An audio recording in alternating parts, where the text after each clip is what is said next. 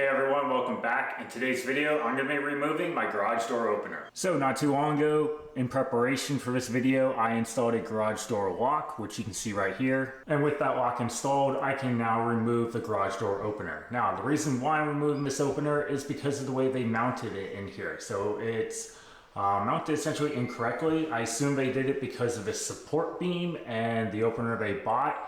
This rail seems to be one long piece. It doesn't seem to come apart, and because of that, it was probably too long to mount onto this side of the ceiling, and so it ended up coming out over here, and they did it like this. Now, this isn't horrible, and this would work, except for the fact that the rails for the door themselves, they come up, and instead of riding across the ceiling, they come back and they angle back down. And because of this angle, the door could technically slide right out the back of these rails, and that is not appropriate, and those need to go. So I want to be able to eventually raise these rails up onto the ceiling where they should be mounted so that the door goes up and gets out of the way.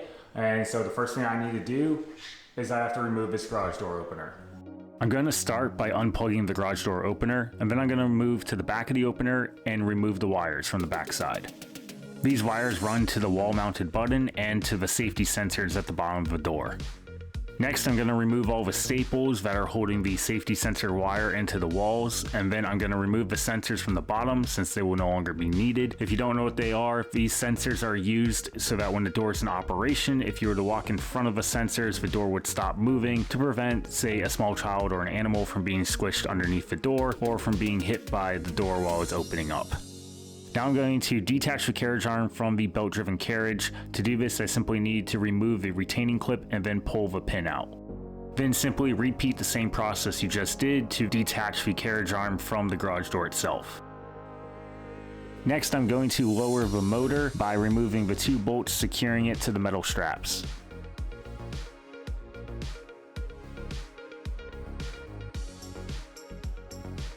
And now I can remove the bolt securing the end of the carriage to the bracket above the door.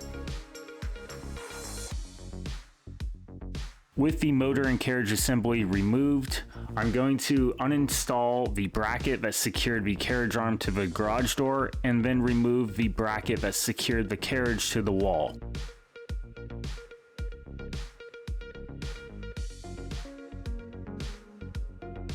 I no longer need the metal straps that secured the motor to the ceiling, so I'm going to remove the straps, then I'll have to patch the holes with drywall compound and repaint. Last of all, I'm going to remove the garage door opener button. To do this, I need to use a small flat blade screwdriver to pry up on the bottom of the button. This will lift up the tabs and allow you to remove that button, which covers up the screws which mount the opener to the wall. At this point, remove the screws, and then the unit will be free from the wall, and the only thing retaining it will be the electrical cables, which we removed earlier from the back side of the motor, and use a screwdriver to free those cables, and then the entire thing is now uninstalled.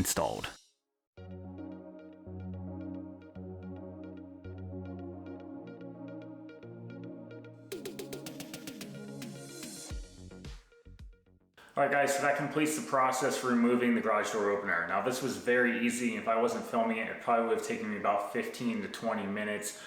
With filming it probably took me about twice that amount of time, but extremely easy. Just identify those bolts and just remove it, and of course make sure that the power is off or you unplug that power source before you start on anything. I will be continuing this video series with another update here in the garage by lifting these rails and putting them flush mounted to the ceiling where they should be, so I have more overhead clearance here in the bays. And then the last thing that I want to conclude this series with, hopefully, is I want to install a newer style garage door lift that opens the garage door at the door itself on the post by turning the post there, which keeps the ceiling area completely clear so nothing is hanging down there, and it only puts the mechanism over at the doors where it's less in the way in my kind of limited garage space area. So if you like this video, go ahead and give me a thumbs up, click that subscribe button, and we'll see you next time on the DIY Grunt.